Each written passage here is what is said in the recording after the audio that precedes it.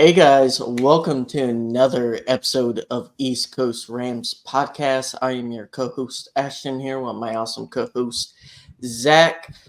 Just guys, if you want to go ahead and like and subscribe, leave comments down. What's your reactions? What do you think the Rams are going to do in the draft? Uh, please help kind of push us out there into the YouTube ether, and that way the algorithm can pick us up and all that fun stuff. How you doing, Zach? I know you had a fun trip, not great trip. Results could have been better, but I heard you got to meet a lot of cool people and talk to a lot of awesome fans. Yeah, I got really fortunate to be able to get to go up to Detroit. It's only a 4-hour drive and made it kind of a big, long day. Left at probably about 10:30, 11 o'clock. Got there about 3:30. Got there, got to do a little bit of tailgating. Went to the stadium. So we'll kind of break all that stuff down here momentarily. But Ashton, how are you? Doing good. Kind of finally starting to have my foot heal from having ingrown toenail cut out. So feeling better.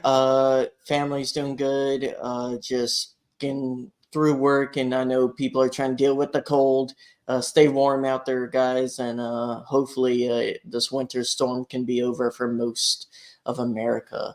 But Zach, we got a lot of news coming out after the Rams wild card loss to the Detroit Lions, which I will say I did nail us losing by one, sadly. Okay, so first off, Raheem Morris, popular man, got another interview request from the Seattle Seahawks for their head coaching position. Zach, this guy was able to turn around the second half of the game. As you knew, our defense was not great, but able to limit the Lions' offense 3 points in second half and really gave the Rams a chance to win this game down the stretch. What do you think of Raheem Morrison? Do you think this is the year he finally gets hired? I mean, it has to be. I mean, Raheem Morris he's been a real stable piece of this team for several years now. I mean, the defense is really has been carrying this team this whole season. Maybe not playing all four quarters really well, but you've seen it where they've played halves where they have shut out the other team. And usually it's been in Yeah. the second half. Raheem Morris he's a guy you like. I mean, you watch all of his pressers, you interact with him, the players love him. I mean, there's not, you look at other organizations and like not a whole lot of teams like put so much love into their defensive coordinator. And, these guys just love him. And, I don't know, he has to get a job. Now he's got many offers, or not many offers, but many interviews with other places. Obviously, one of the more recent ones is the Seahawks, which I hope he totally goes away from. Really hoping he kind of goes on the AFC side of things so that we don't have to see him as often. But I think this definitely has to be his year to get a head coaching job. Mm-hmm. Another person who's getting interviewed is Zach Robinson for the offensive coordinator job of the Saints. Uh, just a comment real quickly on Morris. I agree with everything you said. He deserves a head coaching job. Should have happened 2 years ago, last year. Zach Robinson, I thought he's done good. I think this is an interesting move from the Saints' point of view. I remember in that game, a big criticism of Saints fans was the lack of motion, lack of creativity in their offense with all those offensive weapons, and they have a good amount there to work with. So it kind of makes sense that they would be going after. I'm worried, Zach, going into next year, our staff could be completely picked over, maybe outside of LaFleur. I don't know if he'll end up getting a promotion. Yeah, I think, obviously Robinson would be leaving. I mean, we had another big one, Coach Hennie, he's gone. Yeah. He's now going back to he's going to USC. That's another real big loss. I loved him. I got to meet him for the first time again in Detroit. So, he we got into the stadium and he was running stairs. Like this dude is a dog, and it was just being to interact with him and get to know him a little bit while I was there. It was just really cool to see, and kind of really don't like that he's leaving us. Really thought that he could help, especially with the potentially of Raheem Morris leaving, he could also help be that stability on that defensive side, which I think the Rams definitely need. As far as being picked over, do I see them being picked over more than they have in the years past? I actually don't. Obviously, I think Raheem Morris would get a job, and who knows, he may be taking over some of the defensive staff from the Rams. We don't know. And obviously, Zach Robinson is getting an interview with the Saints, but I'm not feeling super worried, at least at this point, that at least the offensive side is going to get picked over. The defensive side, yes, because again, if you lose Raheem Morris, he could take some of his guys with him. So that would be my probably biggest concern. He could also possibly take LaFleur too. That would be So usually they don't. I mean, if he takes him as his offensive coordinator, usually they don't allow yeah. that can be blocked by Sean McVay for if it's the exact same spot. They've done that in the past Yeah. for other players or for other Well, coaches. we'll see kind of direction that Morris goes if he gets hired. On the injury front, Tyler Higbee tore his ACL and MCL, and Zach, it's hard to say, but it looks like he won't be back until probably past halfway of next season. Yeah, it's disappointing. I mean, obviously we could go and talk about how that hit happened. It was ugly. I mean, I am watching it right in front of my eyes, and it looked painful. Obviously, when you look at the hit, because it was kind of in the air, you really think that it should have been a penalty. Now, whether it should be a penalty or not, by the rules, it's not. But at the same time, like this is the same thing that happened to Hawkinson just a couple weeks ago against the exact same player who went low. Again, I'm not going against the player for doing the action, but it was an injury that caused this, and it's just terrible for Higbee. I love Higbee. He's a big person, a big guy in this offense who can block well, catch well, things like that. So it's really disappointing, hoping he's going to have a speedy recovery for sure. As far as how this affects the Rams, obviously we have Davis Allen, who has really shined, especially in the second half of the season. So I really think that we're going to be looking to him to kind of offset losing Higbee, at least for that front half of the 2024 season. Yeah, I think this was a up and down year for Higbee. A lot of struggles. I know he was injured the first half. This sucks, man. But he has definitely shown limitations health wise. So that's why I was hoping they would draft tight end. They got a tight end, and we'll see what Davis Allen has. He'll have a more prominent role next year, and he showed a lot of flashes, a few bad moments, but for the most part, like a lot of promise, and he'll get opportunity, and it's next man up type of mentality. Kyron Williams had surgery to repair his broken bone in his hand, which apparently he broke, I think, in the second quarter or early third. I can't remember. Yeah, that was kind of crazy. So, like, again, we can kind of dive into this once we get into the game itself and kind of my reaction. But like, I was actually relying on you for a lot of some of the injury updates that were happening throughout the game because they weren't announcing that.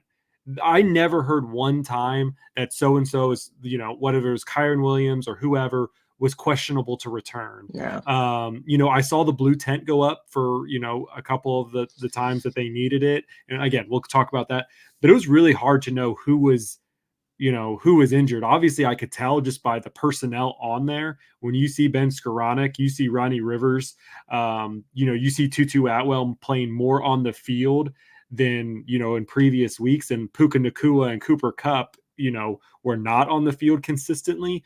you knew something was up. And obviously when it was really Ronnie Rivers' show for a good portion of the time, you knew Kyron Williams was definitely injured, and kind of very surprised that he actually came back.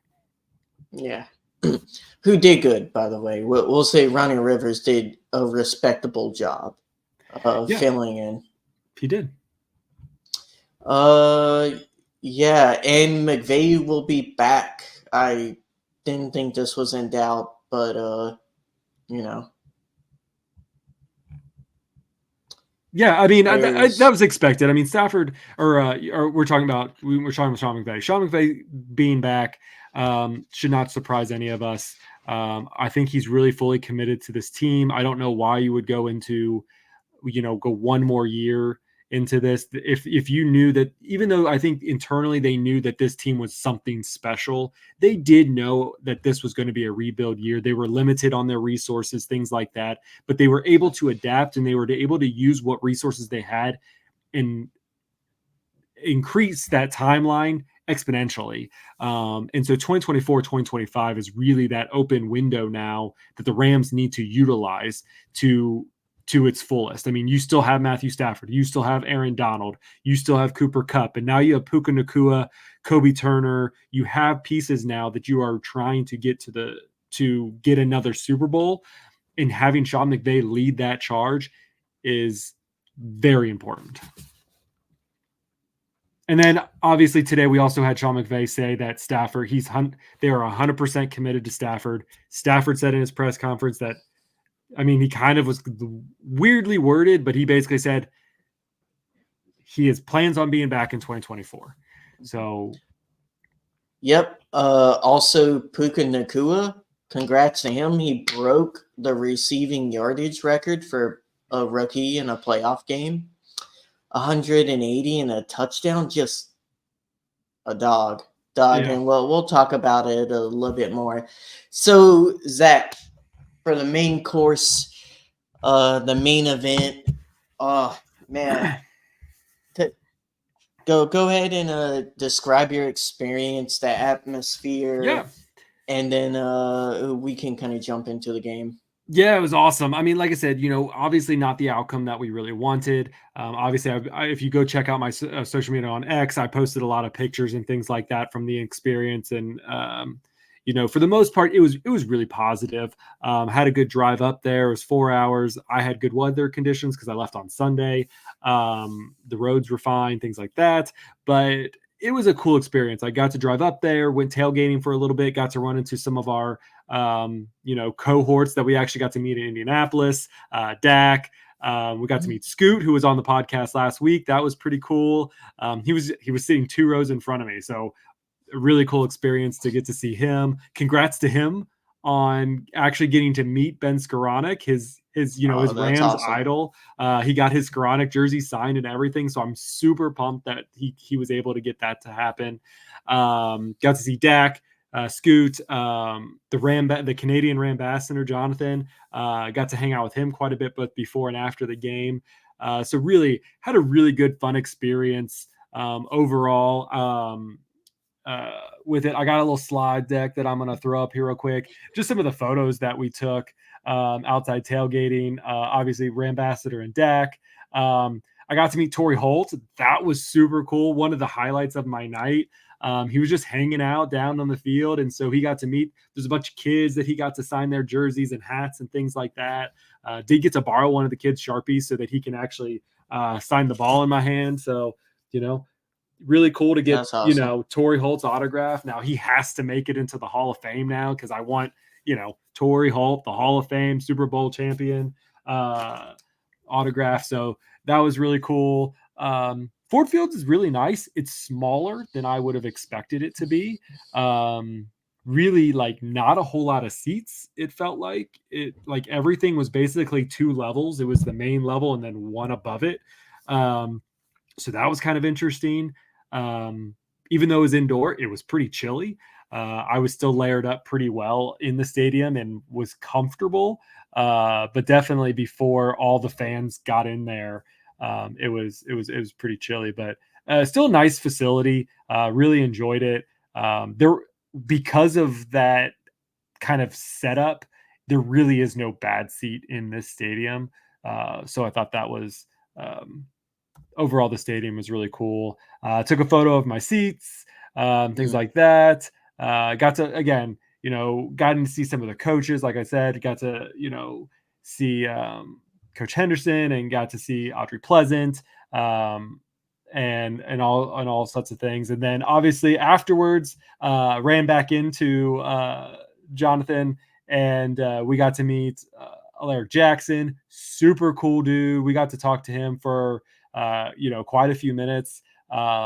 Just again, some of these guys, you kind of feel kind of intimidated because they are bigger dudes. They're all offensive linemen. They're like true dogs and stuff like that. But super chill guy. Super super happy about that. Got to see some other players. Obviously, got to see Kobe Durant. Got some good quality time just watching the players practice, things like that. And then we also got to meet, potentially the defensive rookie of the year, Kobe Turner. And again, another one of those cool guys who's just like super humble, just super grateful to be able to have this opportunity out there to play for the Rams and things like that. So we also got to meet him, get his autograph, stuff like that. So again, super cool.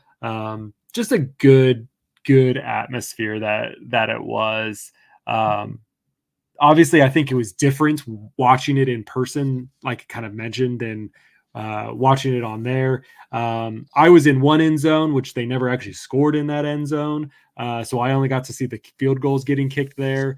Everything else really happened on the other side, which I feel like always happens to me. So really the only thing I saw was the Higbee hit. But we can kind of dive more into the game here in a few minutes. Ooh, yeah, rough hit. What's your general reactions to the game itself?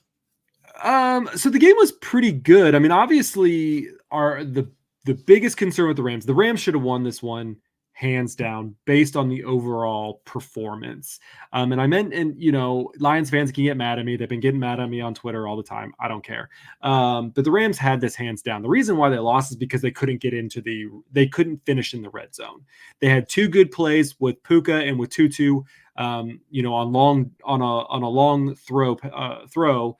But other than that, when they got to the red zone, that's when they flopped and that's when they failed. If they would have converted both of those touchdowns, this game would have been way lopsided, and it would have been similar to what some of the other games that we saw, where the Rams really would have had a good 2-possession game up on that if they could have got those red zone plays. Matthew Stafford was playing lights out. 367 yards, 2 touchdowns. He played amazing, especially with some of the hits that he was taking. So again, I'm not going to blame the refs. I know there was a lot of no calls. I saw those. I mean, I watched Puka. That the one time that I should have seen a touchdown score was when Puka got held at the end. I mean, I saw that. It was a clear hold. Definitely pass interference. I get it, but I'm not going to blame that on the refs because the Rams should have taken care of business in the red zone, the 2 other opportunities that they had. No, that's you hit nail on the head. We lost because of red zone play. 3 drives in the red zone and not scoring touchdown on any of them. It's unacceptable. You're not going to win a game like that. You're not going to win a playoff game. And I get it. We had issues running the ball. I know the Lions drafted for that. I know they focused on it. You got to be able to run it. Part of that was because Kyron was in and out of the game the entire game, basically out the second half. Don't get me wrong. I thought Ronnie Rivers did a respectable job. We need more explosive backup back. I think Kyron has dealt with too many injuries, Zach. We need to make that a priority to get a back that's similarly explosive so we don't lose opportunities like that. Because that was the majority of our red zone touchdowns this year was runs. And that's where you kind of saw a problem. We haven't been able to throw touchdowns in the red zone all year outside of Cooper Cup. and the lines keyed in on that. We didn't have any other answers. Uh, we didn't have any other plays in our playbook to really score in the red zone, and it was kind of telling. Yeah, I'm kind of disappointed again. Like, we weren't getting creative in the run game. We were just kind of trying to run it down the middle. I mean, Ronnie Rivers, he only had 3 carries. I mean, Kyron Williams only had 13 carries. We didn't try too many like jet sweeps and things like that. I think we had one with Puka. It But blew up pretty and it and badly it, and it too. blew up. But like my one thing is like I get it that one play blew up, but try it again sometime throughout the game and just see if you can get some, because Puka has been successful a lot of times in getting big yardage from a jet sweep run.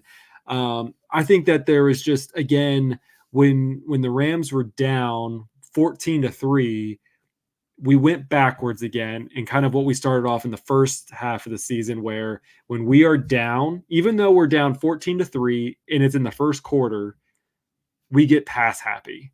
And again, not saying that's anything bad, because you go look and you look at Matthew Stafford, and again, 25 for 36, 367 yards, 2 touchdowns. Like, you have a good quarterback who can do it, but you need that run game to help yourself out and be able to get pressure off of Stafford, making sure that he stays clean and stays up and stays healthy.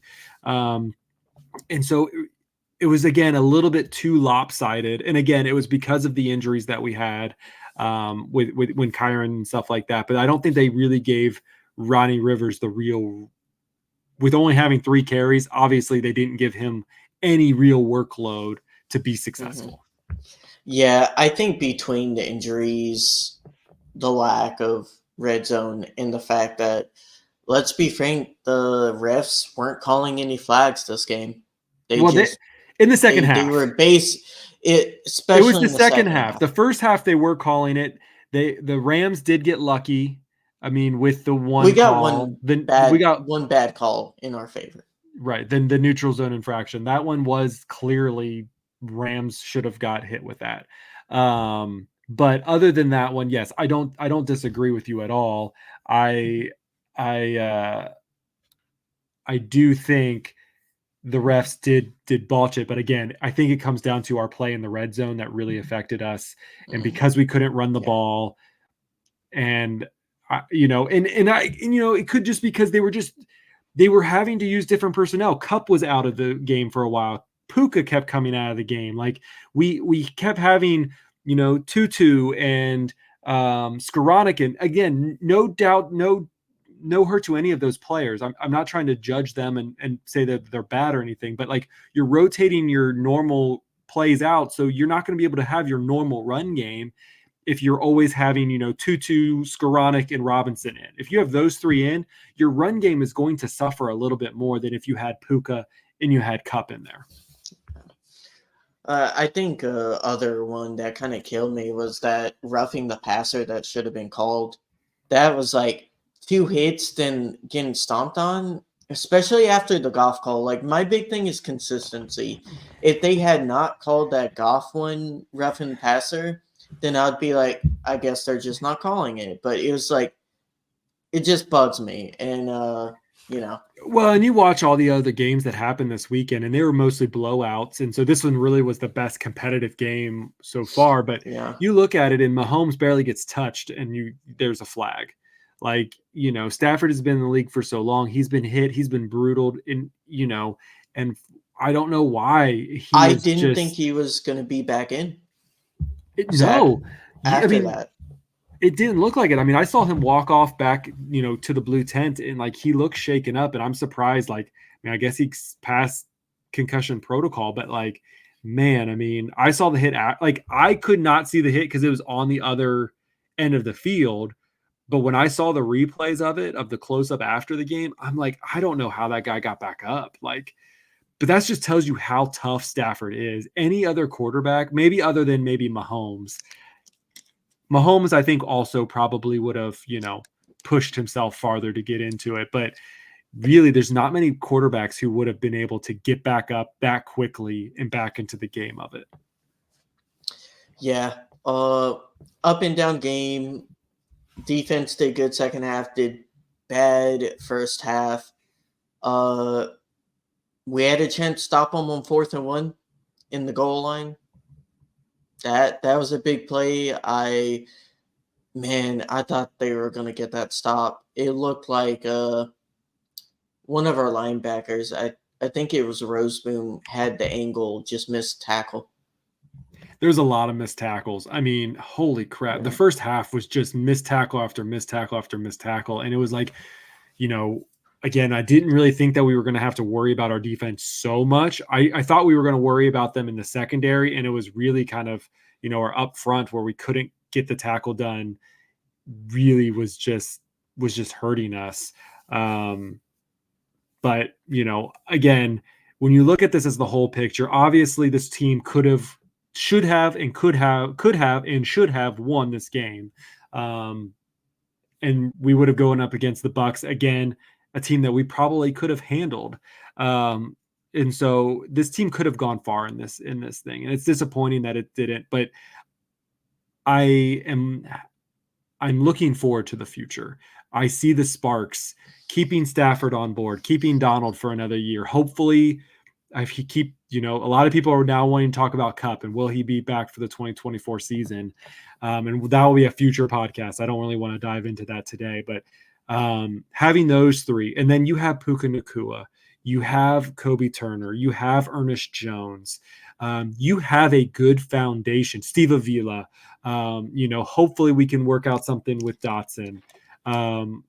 We have good players, and now we're going to have more resources to work with to be able to fix some of the holes in some of the areas that we really need. We need to look at the cornerback position. We need to look, at some more defensive linemen. We need to kind of, reevaluate our offensive line and making sure that we have the best five. We may have 5 of 6. We may have the pieces, but we need to figure out where do we need edge. We need, there are things that we need and we'll talk about that going forward about the order of what we think our needs are. But this team has so much potential going forward that a lot of other teams don't have. You look at the Cowboys. The Cowboys had so much and they should have gone farther, and they lost to the 7th seed, which hasn't been done in ever. Is that right? The 7th seed has never won a playoff game. Not till Green Bay. And of course it has to be the Cowboys who have to experience that. Very few fan bases I like to enjoy to see them have pain, and the Cowboys is one of them. I was told it was their year, Zach. It was their year. I mean, it's been their year since 1995. Yeah, it was. What did I say, Zach? I said this when we previewed the Cowboys game. They were not going to win a Super Bowl as long as Dak Prescott and McCarthy are the quarterback coach pair. And that's not changing. And that's not changing. Did they come out today? Dak doesn't know how to make pressure situations, and McCarthy is super incompetent. And I think that they are keeping McCarthy. I think that they just said that today. Yeah, it's kind of nuts. So, but anyways, this is the Rams podcast. We'll continue with that. But one thing I will say, the atmosphere was crazy. I mean, I know a lot of people talk about it. I mean, it was loud. Do I say it was the loudest I've ever heard? I don't know, but it was loud consistently. I was surrounded by Lions fans, and I will say 90% of them were really cool. The ones I met, it's always those 10%, the ones that are the loudest, the more annoying ones. Those are the ones that kind of make the rest of the fan base look bad. And I get it. A lot of them had a little bit too much to drink. So again, the fan base for the most part was really nice. A lot of booze. I don't think I would have ever imagined, and I love Jared Goff too. Let me just mention, me, Ashton, me, I'm a Jared Goff fan. He should have lost that fumble. I'm just going to say that. don't know if I would have ever imagined a stadium chanting Jared Goff's name that loud. I mean, I don't know if you could hear it on the broadcast, but every time he got back on the field, it was Jared Goff, Jared Goff. And every time Stafford would come on the field, it was boo. Like crazy weird.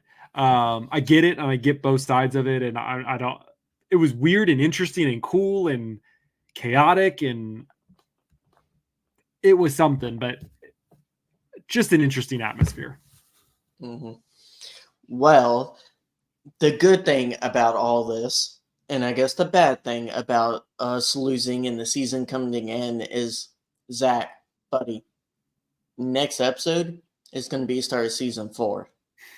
It's going to mark 36 episodes, a lot of growth. I think, first off, we should thank all of our guests that come on last year.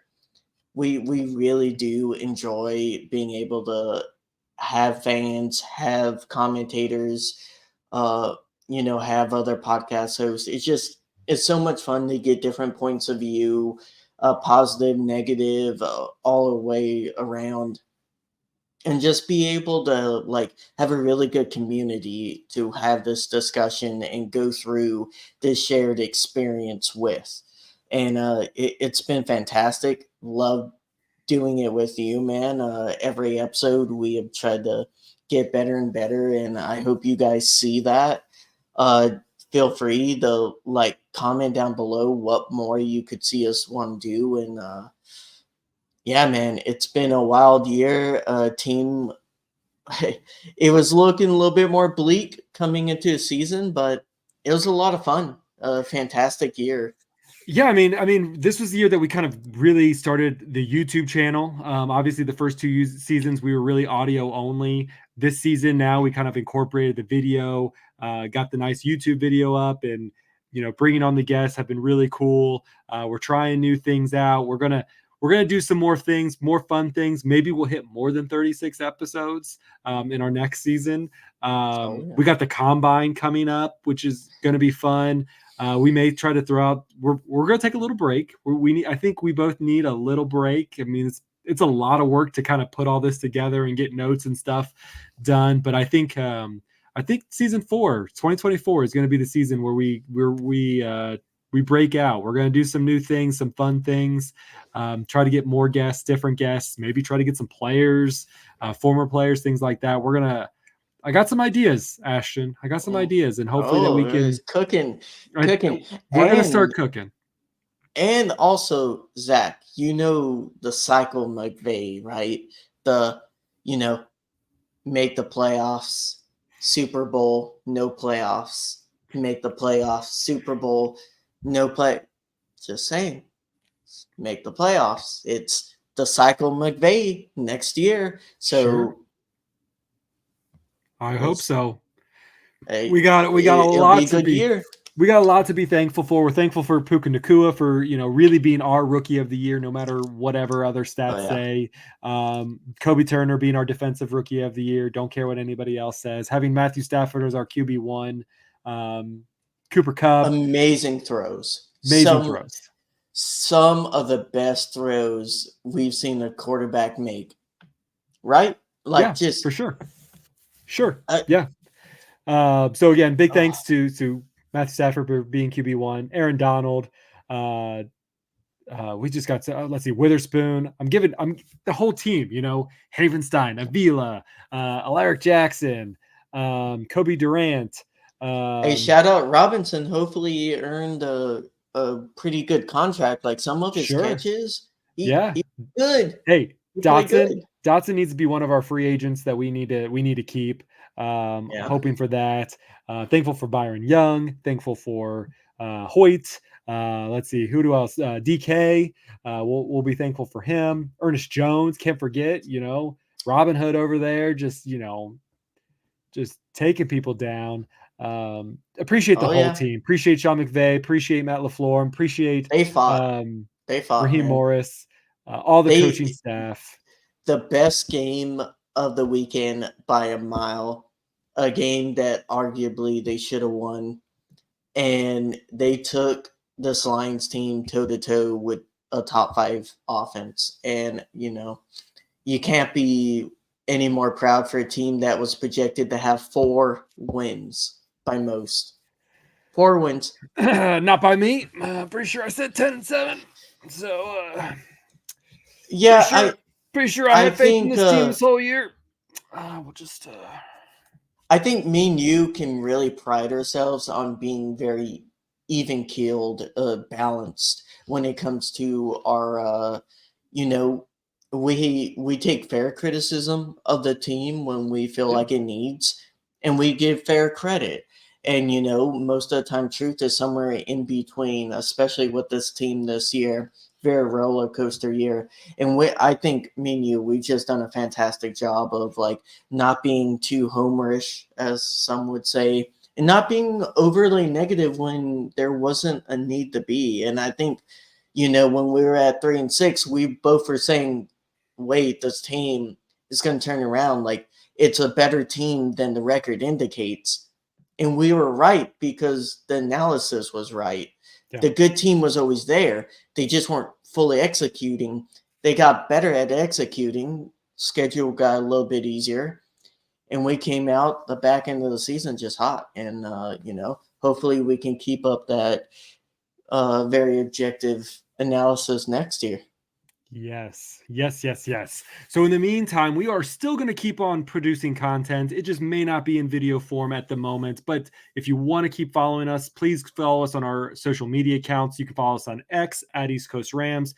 You can follow us on our individual areas. I'm at Zach Mayer. This is at Ram Fan Ashton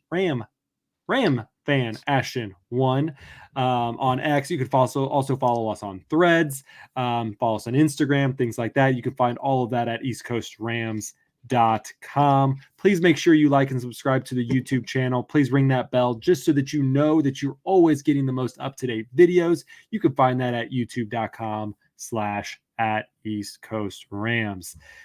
Now it's the end of the 2024 season. We are looking forward to the 2023 season. We're looking forward to the 2024 season. And we'll start off that here shortly with a lot of good fun stuff on the way. So Ashton, ready to wrap this up? Yes. Yeah. And just real quickly, we got the 23rd pick, Zach. We might be watching the first day of the draft for once. Is it the 23rd? I thought it was the 19th. I might have got that wrong. Sorry, they released the first 23 and we have the 19th. Yeah, that's right. 19th. Sorry. So 23 was stuck in there. No worries. So yeah, we are the 19th pick in the draft. So that's going to be super awesome. 19th. We'll see. Maybe Les Snead decides they want to sneak down the list a little bit and see what they can do. But we'll have all of our pre-draft coverage coming soon. We'll get our fun experts on here to see how the Rams or what the Rams should do. And we want to hear from you. So please leave your comments down below, what you were thinking about the Detroit Rams game, and maybe see who do you think that we should be looking for in the 2024 draft. But with that, we're going to sign off with our last Whose House? Rams House. Rams House.